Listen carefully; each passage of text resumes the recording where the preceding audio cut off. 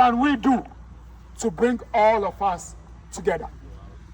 Our chiefs relied on two strategies, and these two strategies worked to perfection. The first strategy is what many of us here today called it the indentured servitude. So with the indentured servitude, you have rights, you have privileges, you are not owned, your children were not slaves. After that system, our ancestors introduced what we called intermarriages. Tribe A, that was fighting tribe B, are now intermarrying among themselves. So how then do I fight you? When I fight you, I fight my own self. So in 1400, in our country, slavery was not part of our discourse. Nobody was a slave, and nobody could be called a slave. So our ancestors celebrated it. They enjoyed it. Some even said they popped champagne. But whilst they were loving it, little did we knew that danger was very close. Our ancestors reacted to the danger than being proactive. And this danger landed here in 1471. And the danger were the Portuguese. I have had so many engagement with the diaspora. And when they tell me, Kofi, why did our ancestors allow the Portuguese to stay on our land? We could have kicked them out and killed all of them. So why should we allow them to stay with us? But I always tell them, we should be careful what we say. Because maybe the same mistakes our ancestors did, maybe we are repeating that same mistakes. Because they capitalize on our strength and they turn our strength to our weakness. And you know what our strength was? Hospitality. For us, we are born to love. You've been giving love to this world for 500 years now. Have you gotten love in return? No. I am not saying we should not love, but when loving, let's observe the energies first. Our ancestors loved freely because that was what we were taught. So when we saw them die in their slave ship, we cannot allow them to die. So we brought them out. We fed them, we clothed them, and we provided them with shelter. So that when they recover, we could have asked their mission on our land. Later did we knew we were inviting the devil to a dinner. And when you invite the devil to a dinner, you'll be part of the menu. And that is exactly what happened. So when they stayed with us, they saw how blessed the land was. Gold, diamonds was everywhere. They can even pick nuggets of gold on the floor. They were overwhelmed with what they saw.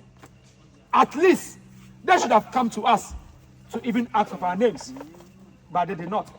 But instead they named us the Gold Coast based on the abundance of gold.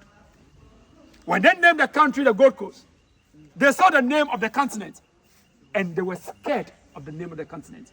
So they changed the name of the continent and they named us Africa. Africa was never our name. Africa can never be our name. They were scared of our name. And do you know what our name was? Akabulan, which means the Garden of Eden or the mother of mankind. So when they change all these names, it means they are changing the energies around us. So when they change all these names, they traded with us for over a century with no competition.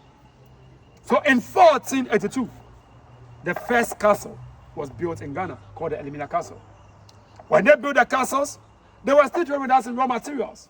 Not until 1492, when supposedly the New World was discovered. How do you discover a land that is already there? You see, nothing ever exists unless an European gets there. But according to history, he never settled America. He only sighted the Bahamas archipelagos. But when they saw the land and they saw that the people in there are so stronger, they have to take the land. So you know what they did? They practiced medical warfare. Medical warfare, that's what they did. They sent troops with infectious diseases.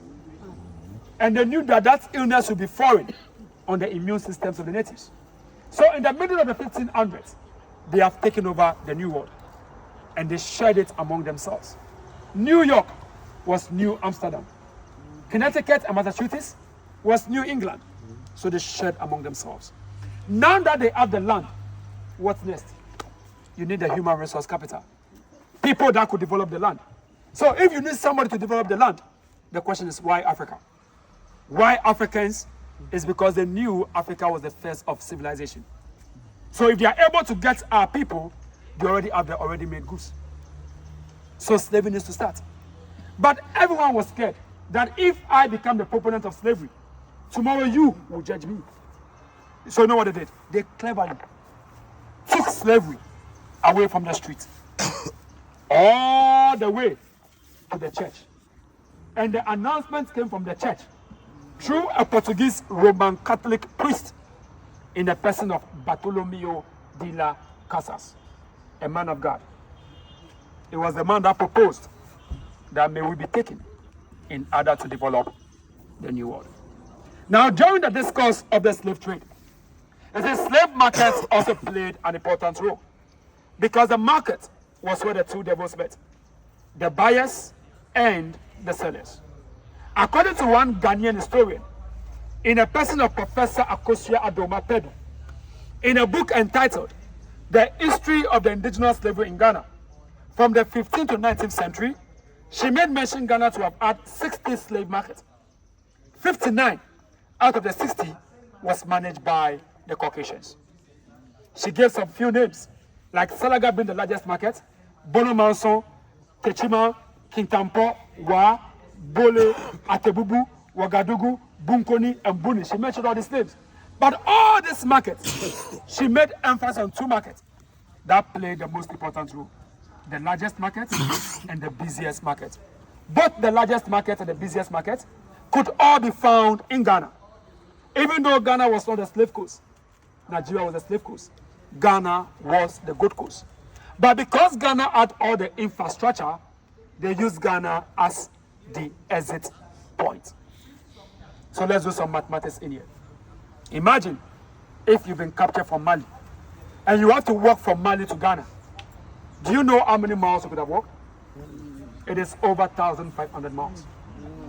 In chains and in shackles, barefooted and half naked. How many of us here today can even walk for 2 days with no food, with no water? Our ancestors did so for 6 to 7 months. That is why for me, I don't tell people how they died in the interior. I don't tell people how they suffered in that journey. Because when I'm able to tell you that, I am belittling the pains of our progress. It is just something practical. Just put yourselves in their shoes and ask yourself a sincere question.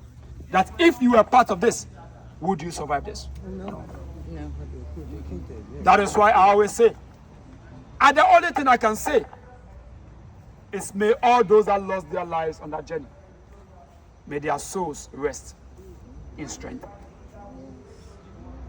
They landed here at this market after 7 months. You could imagine they cannot even stand on their feet. Some were walking, but they were already dead. Mothers went closer to their daughter and said, "Daughter, in case you survive this and you go back home, just pull the pillows. I have put in my treasure in there. Use it and live your life with it." Some saw their mother dying and they have nothing to do than to cry. People always look at the physical torture, but I don't look at that. I look at the emotion.